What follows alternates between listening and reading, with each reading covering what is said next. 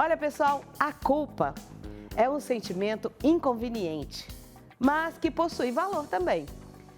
Ela aparece quando precisamos reparar algum erro grave, que fere nossa conduta moral. Mas trata-se de um sentimento pontual, que não deve se estender de forma injustificada. O que fazer quando o sentimento de culpa extrapola o normal e toma conta da gente? Para falar sobre esse assunto, chamamos aqui no nosso programa a doutora Juliana Meneghello. Seja muito bem-vinda, doutora. Que prazer recebê-la de novo aqui em casa. Igualmente, prazer. Tudo bem? Tudo bom. Bom dia a todos. Vamos sentar? Vamos bater um papo? Que esse assunto aqui parece que vai dar pano para manga, né? É um assunto importante a gente falar sobre isso, né, Kate? Porque é um assunto, assim, que acomete tantas pessoas e muita gente, principalmente as pessoas mais ansiosas, que se cobram mais, tende a sofrer muito, demasiadamente, pela culpa, até um sofrimento desproporcional muitas vezes. Nós vamos falar um pouquinho disso aqui. E como que a gente pode definir o sentimento de culpa? O sentimento de culpa, ele é um sentimento gerado pela percepção que a pessoa tem de algo que ela fez. A culpa sempre vai estar relacionada ao passado, porque é algo que a pessoa de fato fez ou apenas aquilo que ela imaginou que deveria ter feito ou que poderia ter deixado de fazer, né? E aí é gerado o sentimento de culpa. Mas é importante a gente ressaltar que nem sempre a pessoa fez. Dependendo da pessoa, se é uma pessoa que se cobra muito, uma pessoa que é muito perfeccionista, uma pessoa mais ansiosa, é uma pessoa que geralmente desencadeia mais facilmente o sentimento de culpa. Nos seus próprios pensamentos, inclusive, Cleide. Por isso que eu falo que é importante nós termos sempre em mente que os nossos pensamentos não é uma ação, são apenas pensamentos. E dependendo da pessoa, ela vai pegar uma percepção errada, porque às vezes a outra pessoa nem está sabendo o que ela está pensando, não foi com aquela intenção, e ela acha que desencadeou algo de ruim no outro, sendo que na verdade isso não é real. É só um pensamento que ela teve, só que ela se apega a esse pensamento como uma verdade absoluta. E aí sofre? E aí sofre. E às vezes o sofrimento ele é ao quadrado. É, com certeza, é um sofrimento mais intenso, é um sofrimento que vai trazer um desconforto e às vezes até prejuízo de verdade na qualidade de vida da pessoa. Porque tem pessoas, Cleide, que fica dias e dias, às vezes anos, com sentimento de culpa por algo que nem existiu. Uma vez eu ouvi Juliana dizendo assim que as mães nasceram com culpa. Porque por mais que a gente, eu que sou mãe, que sou avó, por mais que a gente doe, por mais que a gente faça, há um momento que a gente é mulher, que a gente é uma pessoa normal e esquece por um momento que você é mãe. E talvez você vá negligenciar alguma coisa no seu filho. E quando você se dá conta disso, cara, é preciso ter um cilício para amarrar e um chicote para se bater de tanta culpa, porque já aconteceu comigo. Então, na verdade, Cleide, primeira coisa, a gente tem que ter consciência que nós somos seres humanos. Nós somos falhos. Nós não somos perfeitos. Né? Então, das mamães, né, em especial, como você está mencionando, de terem essa consciência. E como se livrar do sentimento de culpa? Começando a pontuar a intencionalidade na ação. Porque se houve amor, se houve tentativa de fazer o melhor, se houve a tentativa de dar o seu melhor, se houve uma intencionalidade, algo genuíno, não tem que ser gerado culpa. E aí começa a ressignificar, a pessoa começa a ressignificar quando ela aprende, ela entende e compreende isso. Né? Então, assim, se a minha intenção foi má, se a minha intenção foi com algo realmente para prejudicar o outro, aí sim eu já tenho consciência que a culpa ela é real, né? Mas se foi com amor genuíno, se foi com uma boa intenção, por isso que eu falo, depende da intencionalidade, é a melhor forma de lidar com a culpa. E como é que a gente mede isso? Sabendo da nossa verdade. Eu fiz isso para ajudar ou para prejudicar? essa fala que eu tive foi para cutucar a pessoa ou foi para estimular ela, foi de forma genuína, para ela perceber, né, que ela pode melhorar nisso e que eu estou com ela para o que ela precisar. Então, a gente, por isso que o autoconhecimento, eu falo sempre, gente, qualquer assunto que nós venhamos a falar aqui, o autoconhecimento é a base de tudo, porque como que a pessoa vai conseguir detectar mais facilmente essa questão que você está trazendo, Cleide, se ela não se conhece? Como que ela vai saber se foi de forma tão genuína assim? Porque às vezes a pessoa pode entrar em conflito, né? Até que ponto que eu estou sendo uma pessoa maldosa ou eu estou sendo uma pessoa realmente que eu estou fazendo de forma intencional, com amor genuíno, com o objetivo de ajudar o outro? Porque existem formas e formas de falar. Né? Às vezes eu me culpo por algo que eu te falei, mas dependendo da forma que eu te falei, você vai receber como uma ofensa, como uma afronta. E eu vou me sentir culpada por isso. Né? Mas se eu sei, se eu me conheço, eu sei que por mais que eu tenha, por algum motivo, perdido a habilidade ali por algum instante para te comunicar isso, mas foi de forma intencional, foi de forma com melhor...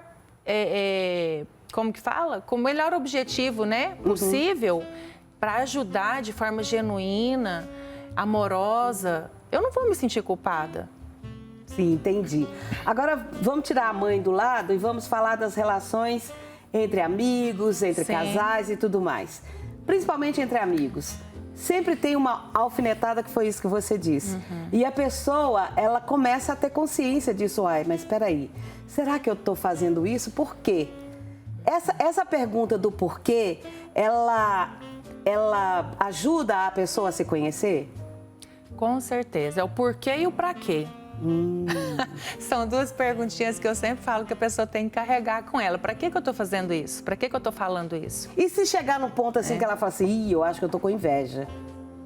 Ai, que situação difícil. Aí vem, porque a inveja é um sentimento assim que a gente não quer se sentir. Abomina. Abomina. E quando você se vê numa situação que você tá com uma inveja, aí para amenizar, falar, mas é uma invejinha boa. Não existe, não existe isso, não né? Não existe inveja boa. E quando a pessoa tem a consciência disso, o que ela faz? Então, geralmente... Terapia, né? Terapia. Essa questão, porque assim, a gente tem... É uma coisa tão assim, a gente tem que estudar... A pessoa tem que ter consciência primeiro, Cleide, o que é inveja, né? Primeiro, não existe inveja branca, inveja positiva. O pessoal costuma usar esses termos, isso não existe, né? Porque a inveja é quando eu quero o que é do outro e eu acabo também trazendo na minha mente que o outro não merecia aquilo, que eu que merecia. Nossa, então é duas culpas, hein? Dois sentimentos ruins. Dois sentimentos ruins, né? Agora, outra coisa é você admirar. Falar assim, nossa, Cleide, que colar lindo, né?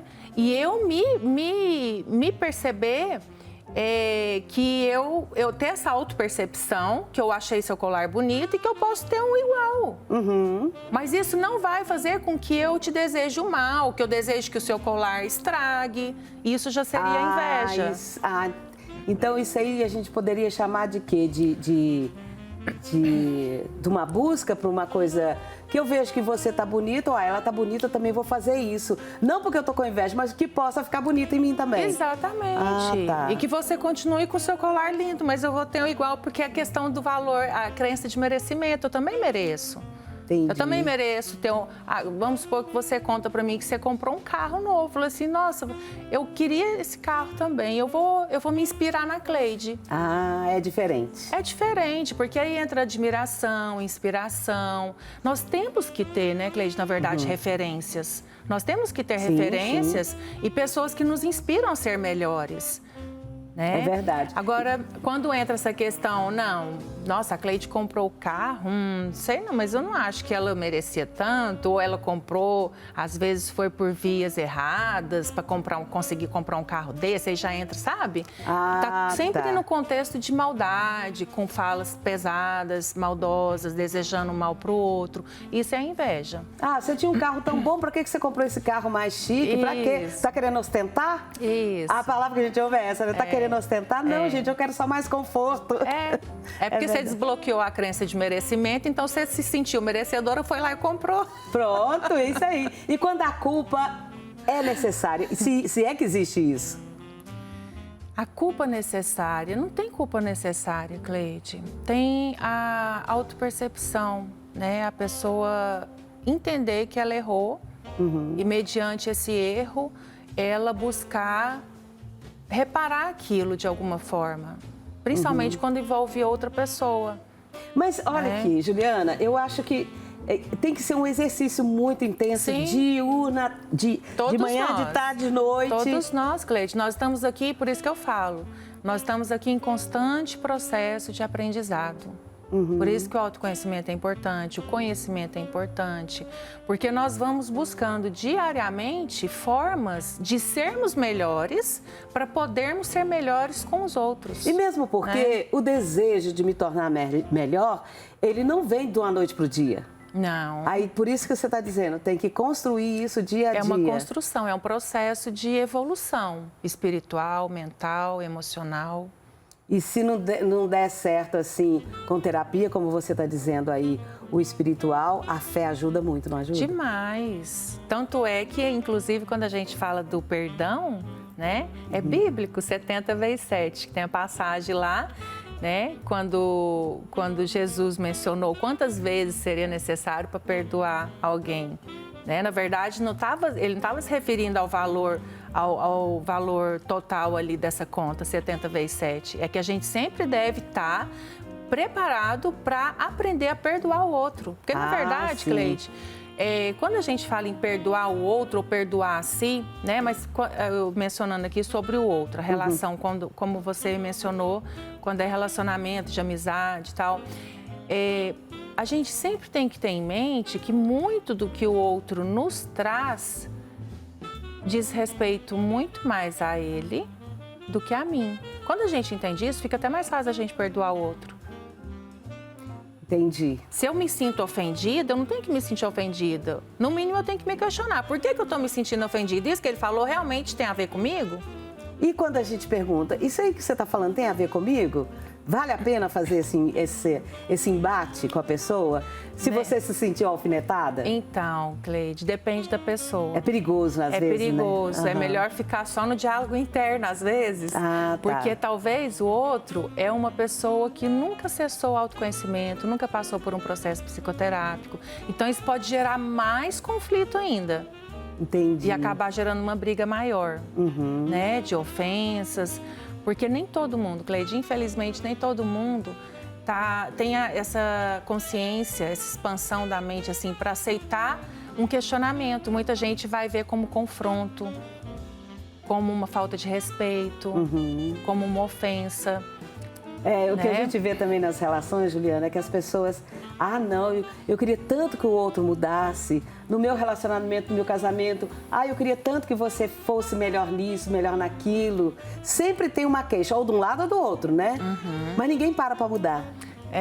Esperar a mudança do outro é um esforço, é um desgaste desnecessário, né, Cleide? Porque a pessoa muda quando ela reconhece que ela precisa mudar e onde ela tem que mudar para se melhorar e para melhorar as suas relações. Então, mesmo que seja esposa, a gente está falando de relações mais íntimas, né? A mãe e filho, marido e mulher, a gente nunca pode falar, eu queria tanto que outra pessoa mudasse. Comece mudando o que você está fazendo para promover a mudança que você tanto quer no outro. Porque às vezes o outro que está tendo um padrão de comportamento inadequado, mas às vezes você mudando o seu padrão de comportamento, isso vai refletir no comportamento dele. É verdade. Então a gente não pode ficar projetando a responsabilidade só para o outro. Nós temos que aprender a praticar a autorresponsabilidade também. E aquilo que a gente quer que mude, talvez a gente mesmo é que está provocando. Pode ser? Por exemplo, eu quero a paz, mas de vez em quando eu dou uma cutucada, aí o outro vem e revida. Exatamente, você falou tudo. Aquilo que a gente está querendo que o outro muda, muitas vezes, a origem está sendo o nosso jeito de ser. O nosso padrão de comportamento que a gente está tendo, que está desencadeando aquele padrão de comportamento que a gente está achando ruim. Né? É igual mãe com filho. O exemplo típico, né? Aham. A mãe que grita com a criança, mas ela não aguenta mais a criança dar birra, espernear, mas é aquela mãe que está sempre estressada, sempre gritando. Então, Aham. se ela mudar o padrão de comportamento dela, com certeza pode demorar um pouquinho, mas o padrão de comportamento do filho vai mudar.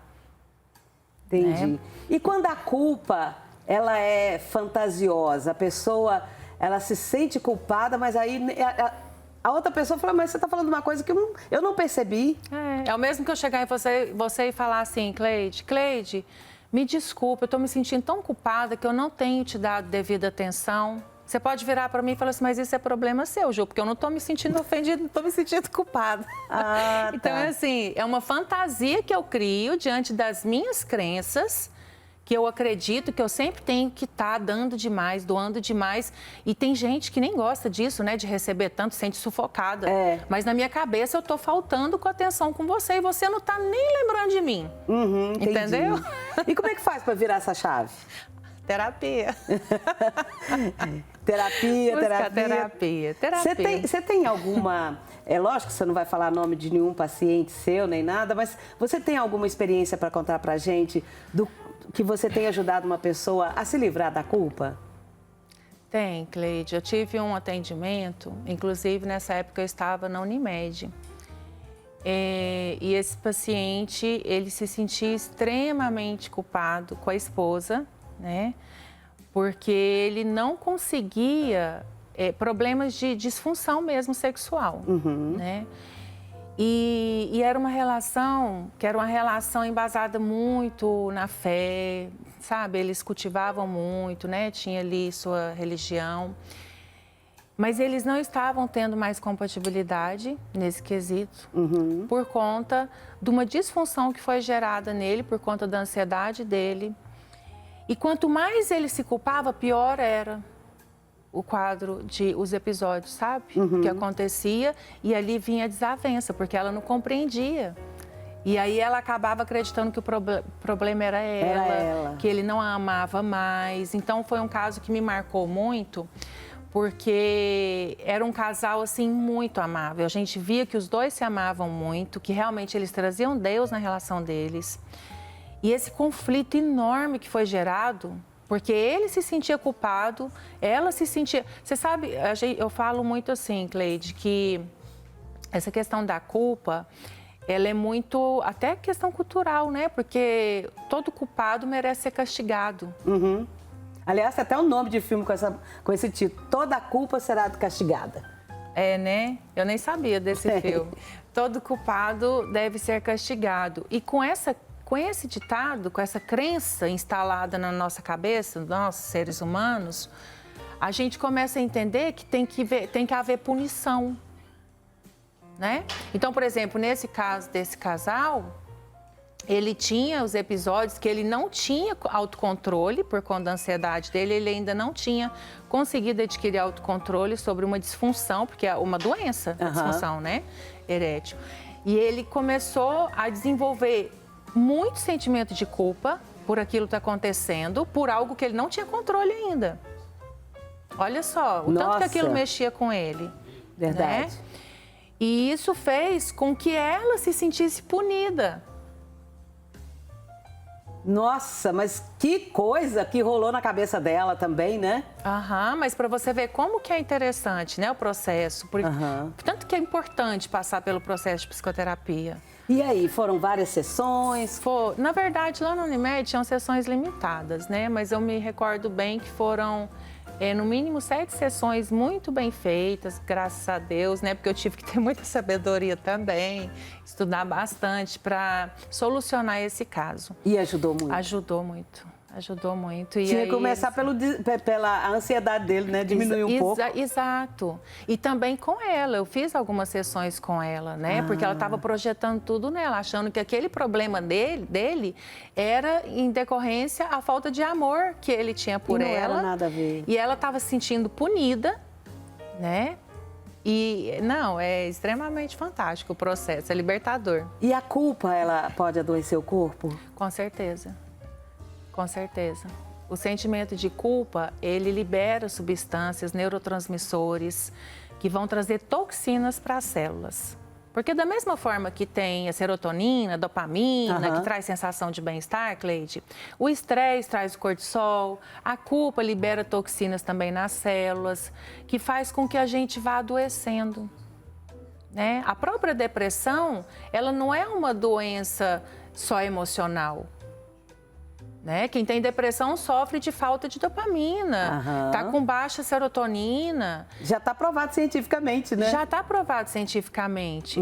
Então, e é uma pessoa que fica ali, pensa uma pessoa que fica remoendo o sentimento de culpa por muito tempo, né? Aquilo lá vai adoecer e vai refletir de alguma forma no corpo. Porque o corpo fala, o corpo dá sinais. E são as doenças psicossomáticas. Então, qualquer emoção, seja culpa, raiva, mágoa, ressentimento, que a pessoa venha a ter e por um longo período de tempo, Cleide, muito provavelmente as chances dessa pessoa desencadear uma doença psicossomática é gigantesca. Agora, Juliana, a culpa das mulheres, de nós mulheres, parece que já vem no DNA por conta das nossas ancestrais.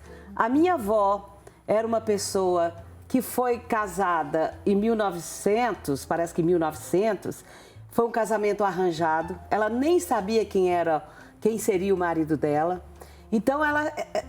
É uma coisa que hoje em dia a gente pensa, meu Deus, como que pode existir isso ainda? Mas ainda tem, em outros países, né? Mas agora imagina isso, ela foi casada com 16 anos, com um casamento arranjado. Teve a filha, esse marido, que era meu avô, ele abandonou a família, foi jogar, foi beber, e minha avó foi ser lavadeira, e ela falando para a única filha, que era a minha mãe, olha, você tem que comportar assim, assim, porque assim, assim, assim. Então, a minha mãe já veio carregada de culpa. Ela já veio de pequena carregada de culpa. Então, olha como é que a coisa vai evoluindo. Aí, quando você chega numa certa idade que você não quebra esses paradigmas, como é que eu vou passar isso para o meu filho, para o meu neto, para minha filha, né?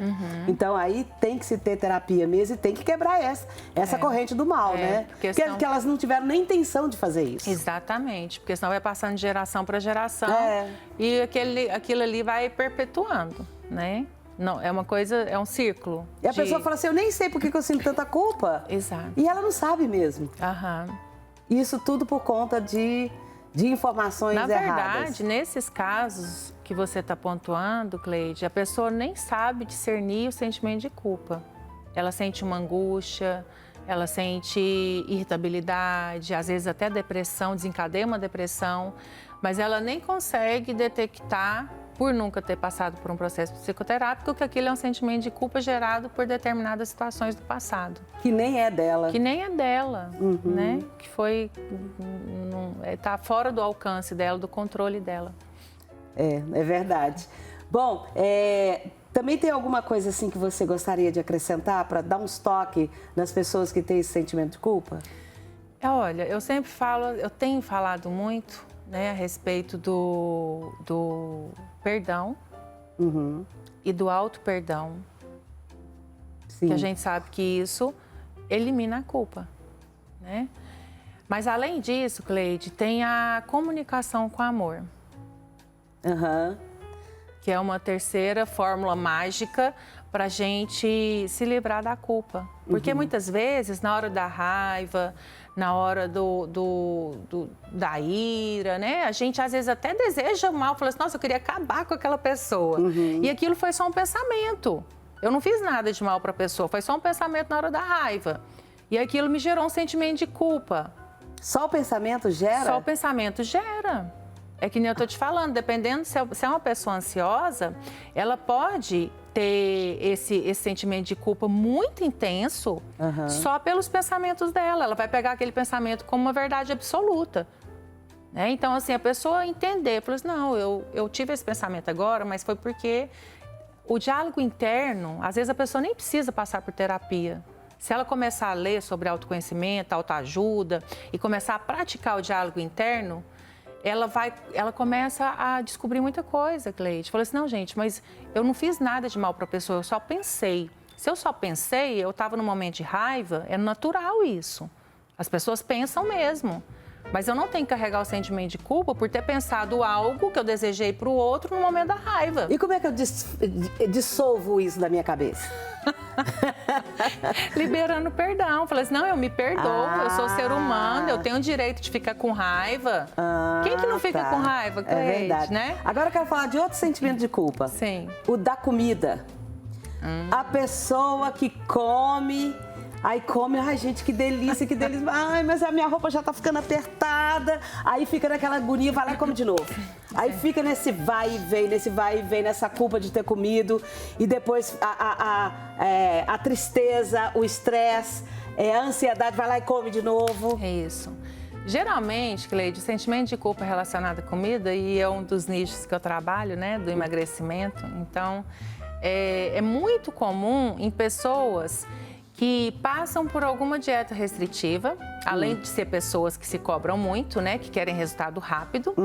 E aí elas têm aquele pensamento 880. Ou eu faço tudo certinho na minha dieta, ou qualquer deslize que eu vier a ter foi tudo por água abaixo e nada adiantou, né? O esforço que eu fiz não adiantou.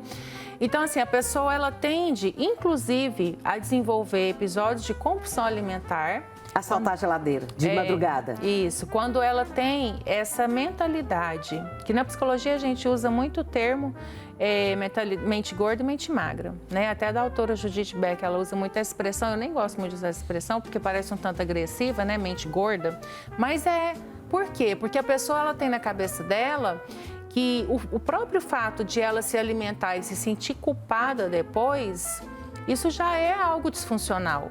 Não é algo sadio falando, né?